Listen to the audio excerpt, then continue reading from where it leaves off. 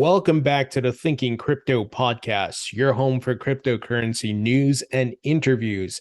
If you are new here, please hit that subscribe button, as well as the thumbs up button, and leave a comment below. If you're listening on a podcast platform such as Apple or Spotify, please give me a 5-star rating. This content is brought to you by Uphold Crypto Exchange, which is a great platform that makes it super easy and simple to buy, sell, trade, and earn cryptocurrencies. And you can also trade between different assets. So, for example, you can trade between cryptocurrencies and precious metals, such as gold and palladium and platinum and so forth. So it's a great platform that allows you to do a lot of things. And I've been using Uphold for years, guys. Since I started in the crypto market, and they're a great exchange. They have a great app. It's easy to use. They have 10 plus million users, 200 plus cryptocurrencies. They even have stocks, and they're available in 150 countries. In fact, I've interviewed the founder, Greg Kidd. I've interviewed their CEO and other representatives of Uphold over the years. And once again, they've been around a long time. And something that's unique about Uphold, they're one of the only exchanges that still allows you to buy, sell, and trade XRP. And we know a lot of exchanges have delisted XRP due to the the SEC Ripple lawsuit. So they stick by their guns, and they do a lot of interesting things that leads the market. They're ahead of the curve on a lot of things. So if you'd like to learn more about Uphold, please visit the link in the description. All right, let's jump into the big news. We got some huge XRP news here. Brazil is open for Ripple's on-demand liquidity with Travelex, our first Latin America bank partner and the first bank partner approved by the Central Bank of Brazil to operate exclusively in FX. We're excited to bring crypto-native solutions to Brazil. This is massive news if you hold XRP, and it's just great news for the crypto market. Let's break it down. First, it goes against what the haters and the fudsters have said, that no bank will use XRP. There's a bank here using XRP, and it ain't no small bank. They're the first bank approved by the Central Bank of Brazil. The central bank now. We're not talking about small credit unions across the United States here. We're talking a large bank in Brazil, and is approved by the Central Bank of Brazil. So they're going to be using XRP. Let me give you some more details here, guys. So Ripple, the leading provider of enterprise blockchain and cryptocurrency solutions, today announced the launch of RippleNet's on-demand liquidity, ODL, in Brazil with Travelex Bank, the first bank in Latin America to utilize ODL. Travelex is the first bank registered and approved by the Central Bank of Brazil to operate exclusively in foreign exchange. It goes into details here saying, by utilizing XRP, what now, haters? A digital asset ideal for payments, Ripple's ODL solution allows customers to send money across borders instantly with very low cost settlement and without the need to hold pre-funded capital in the destination market. Here's a quote. Brazil is a key market for Ripple given its importance as an anchor to business in Latin America. Its openness to crypto and countrywide initiatives that promote fintech innovation. As a result, the market is experiencing an explosion of activity as institutions look to adopt crypto and blockchain technology to solve customer pain points, said Brad Garlinghouse, CEO of Ripple. From day one, we focused on building solutions that deliver real utility, and we are excited to collaborate with an innovative partner like Travelex Bank to help move money more efficiently for the benefit of its customers across Brazil. Guys, this is huge. Latin America is a massive market, and I know a lot of crypto companies and banks are looking to set up shop there with crypto technology, and that's what Ripple is doing. And you even see it with El Salvador, and even, look, they're not using XRP or ODL, but are using Bitcoin. But you just see this market, the whole Latin American market is prime for crypto solutions because it will help bring a lot of solutions to them, because a lot of them have poor infrastructure when it comes to banking and finance, right? So these countries within Latin America will benefit greatly from this. And of course, you have the largest country in Latin America with Brazil, one of the largest markets, right, guys? I don't think I need to explain how big Brazil is, right? So huge news. And the article here continues, and it says Brazil has taken a proactive approach to regulating the cryptocurrency industry by advancing legislation to create a framework that both protects consumers and fosters innovation. Simultaneously, crypto adoption in Latin America is growing quickly as consumer interest and institutional investment surge in 2021. More than $780 billion payments are sent into Brazil annually, making it an opportune market for both Ripple and its customers who will benefit from the capabilities of cryptocurrency to enable cheaper and faster cross-border payments. Travelex Bank aims to simplify customers' access to international money through a number of services, including remittance and international payments, ATMs, multi-currency prepaid cards, and more. Here's a quote from the CEO of Travelex. Travelex Bank is 100% digital and 100% personal bank.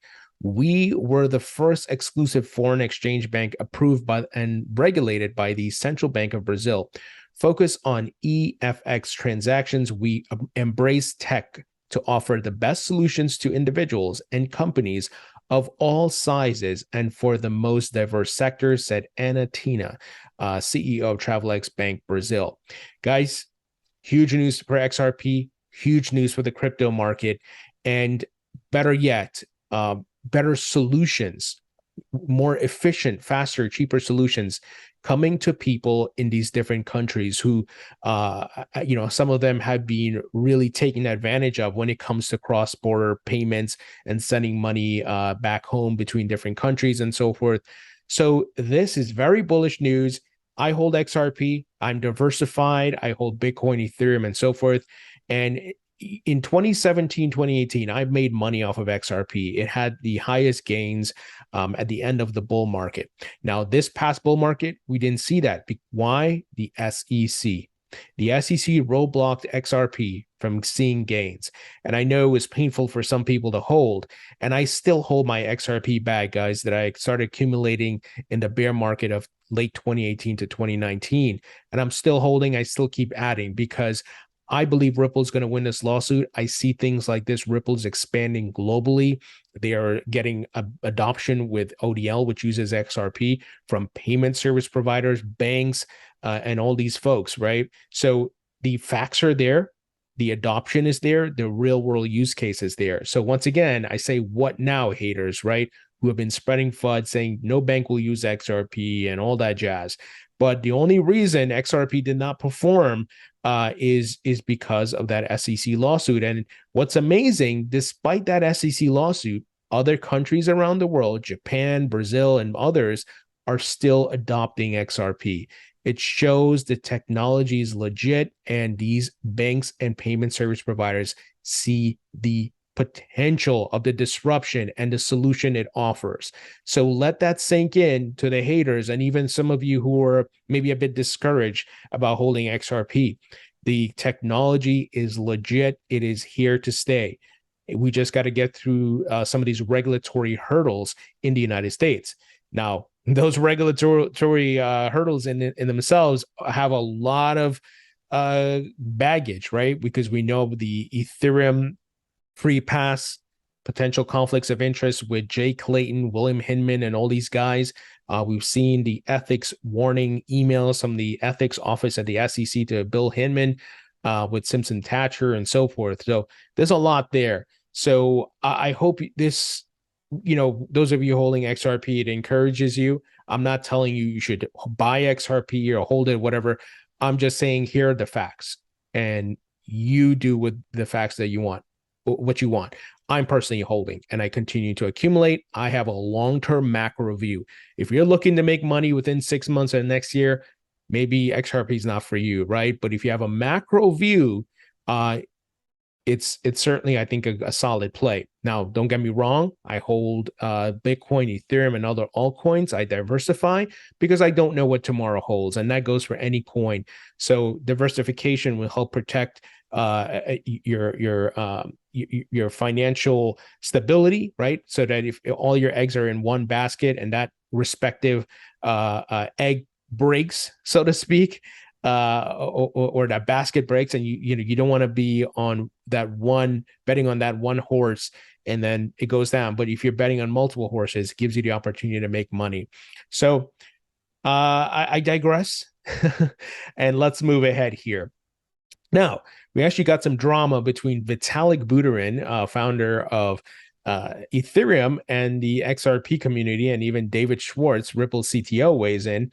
Vitalik is being a bit childish. Somebody was mentioning something about, why isn't XRP restricted and blah, blah, blah. And, it's the typical tribalism and maximalism.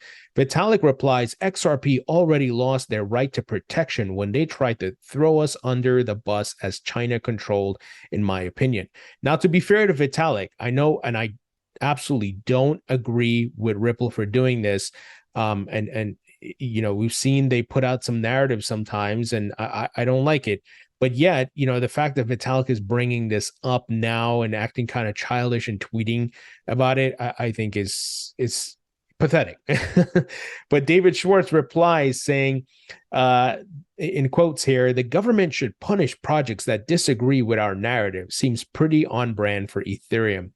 And he also said, I do think it's perfectly fair to analogize miners in proof-of-work systems to stockholders in companies, just as eBay stockholders earn from the residual friction between buyers and sellers that eBay does not remove. So do miners in Ethereum and Bitcoin. He says here, let me back up. Just as eBay stockholders want to leave as much friction between buyers and sellers as they can because that's their revenue stream, so do miners in Ethereum and Bitcoin. That's a part of why they have higher fees than the XRP ledger. He says here, finally, do you think this debate should be settled by this government or the market, Vitalik Buterin? This quotation wasn't pulled from some attempt by Ripple to get government to regulate ETH, was it? So interesting drama. I would love to see a debate between David Schwartz and Vitalik. It'd be the meeting of two great minds. Once again, I think Vitalik is wrong here for bringing stuff up like this. I think it's childish. But, he said what he said, and David replied. And it looks like Vitalik has not replied to David's comments here.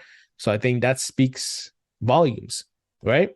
I think David's like calling you out on your hypocrisy, buddy. But this is the tribalism and maximalism stuff I hate, man. And that's why I don't get involved. I don't get emotionally attached to coins. I just use them to make money. That's why I'm here. I'm here to better my financial situation for me and my family. And certainly I see the benefits of crypto and the adoption and so forth. But the tribalism and maximalism can be debated by other people who have that time. It's kind of like politics and religion, right? People get so attached to things and then it becomes this huge debate.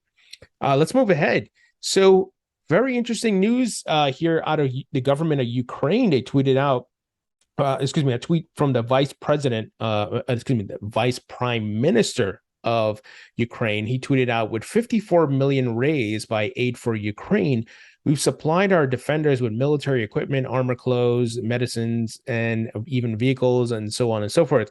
He said, thanks to crypto community for support since the start of the full-scale invasion. Wow. He said, donation by donation to the big victory.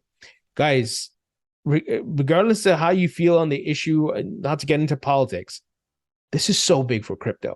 Crypto was used to help a government, really get supplies and so forth to fight a war. I mean, what the times we're living in, right, guys? So it's just amazing, and I think this is positive. Once again, regardless of if you're on the Russia side or Ukraine side, whatever it is, all of that stuff aside, crypto playing a part in geopolitical macroeconomic factors and life and so forth, right?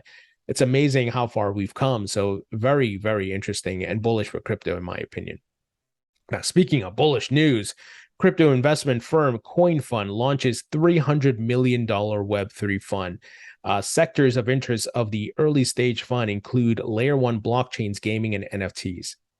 See what's happening, my friends? They are raising capital. They're getting the capital. Funds are launching almost every month now. You have a lot of traditional financial hedge fund VC guys launching funds. The other day we were talking about Steve Cohen's hedge fund, right? Billionaire. And now another one, $300 million. Guys, do you see what's happening? Despite the blood on the streets, the fear, the recession, the inflation, the Fed, all that stuff, smart money doesn't care. They don't give a crap about that. They know how the market cycles play out. And that's why I keep trying to hammer home. It's all market cycles. Don't fall for the media narratives. The end of the world is this time different. Oh no.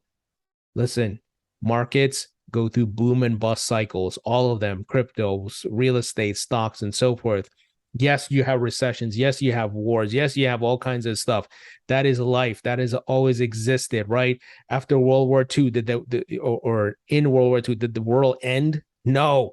Was there a recession and tough economic times? Of course, but what happened? Rebound. We had booms, and then came the 70s, busts, then 80s, booms, right? It's all boom and bust cycles. Once you recognize that, you will know how to make money. You will see when the bottoms are in, you accumulate, you DCA, but the key word, patience, which is so hard for many people because they have a lottery mindset. I'm just going to throw in some money, next 2 weeks, I make a $5 million, right? You have to unlearn that nonsense and the stuff that's fed to the masses and the Jim Cramers of the world. You have to study charts. You have to watch what people are doing like this, who's launching funds, how much capital they're raising, look at when they're doing it. And this is a prime example. They're doing it when retail is scared. They're grabbing up the money now, and they're going to be making the investments at the low valuations, buying the lows and selling the highs. For those of you who are new, boy, I hope you're catching this. And my goal is to help bring the education factor around these things so people can make money, so they can stop following Jim Cramer. And I'm not even telling you to follow me, because I don't necessarily tell you what to invest in, but I show you, I point you to the signs of what people are doing, what the smart money is doing, what the governments are doing, what adoption news is happening, and you make your financial decisions from there. So CoinFund, a crypto-specific investment firm, inaugurated a $300 million venture capital firm to back early-stage blockchain projects, a sign of investor confidence in an industry plagued by a bear market. The CoinFund Ventures One Fund will invest in companies showing commercial traction that also belong to a crypto sector with a large total addressable market, said David Pacman, CoinFund managing partner and venture investing head, in an interview with CoinDesk. Areas of interest include layer one blockchains, Web3 infrastructure, non-fungible tokens, gaming, and asset management. Guys, do I even need to say more? Another crypto fund, $300 million. Finally, some interesting news around Tether USDT, and Tether, obviously one of the largest, if not the largest, stablecoin in the crypto market. It fluctuates between USDC and Tether now, but there's obviously been a lot of scrutiny around Tether, a lot of FUD as well. Well, here's some updates around what they're planning to do. Tether Swaps accounting firms says it will publish monthly attestation on stablecoin backing. BDO Italia will take over from MHA Cayman. Guys, this is good. Monthly attestation on their backing is important. This is what we want, transparency. So it's great to see this, because this for a while was a risk, right? We know they got investigated by the New York AG and a whole bunch of other stuff. And there's been a lot of accusations. Now, once again, like I said at the beginning, there is some FUD here, but there is some smoke, and when there's smoke, there's fire. But I think Tether and the folks there have cleaned up their books and got things in order. So This is good news. And this is what we want as investors, to make sure all these stable coins, all these things, because look at what happened to Luna, right? Epic collapse. And we need more transparency. If we had more transparency around Celsius Network and Voyager and so forth, I think a lot of the problems that we saw, the collapses, the bankruptcies, would not have happened. So I believe in transparency. I believe these companies should put out monthly reports to make sure the books are in order and they're audited by the government. That's not to say the government has every detail as to who's storing what and doing what, but they show the balances, right? What they have, are they taking too much risks? And then they can flag it down and say, hey, this is bad. What are you doing here? Why is this not back? Why is there a discrepancy here? We want that type of review, guys. So this is good news, and let's see how things progress. I am trying to get an interview with the folks at Tether so we can hear directly from the horse's mouth. I'll try to bring that interview for you guys, but this is good news because, once again, we want to eliminate all those big potential risks, the collapsing of stable coins and things that could hurt the market, right? We don't want that, regardless of which token you hold, because these things will affect the market entirely. All right, guys, that's the news. What do y'all think about this Ripple XRP news? I think this is massive. Once again, if you hold XRP, it's massive for Ripple, even though they're getting sued by the SEC, and this is huge for the crypto market. This is something that now different folks like in Washington, D.C. and so forth can say, hey, look at the real world solution these companies are building. What is the SEC doing? Let's get crypto regulations right? So it's just along the theme, the macro perspective of crypto is solving real world problems. And I think that's important.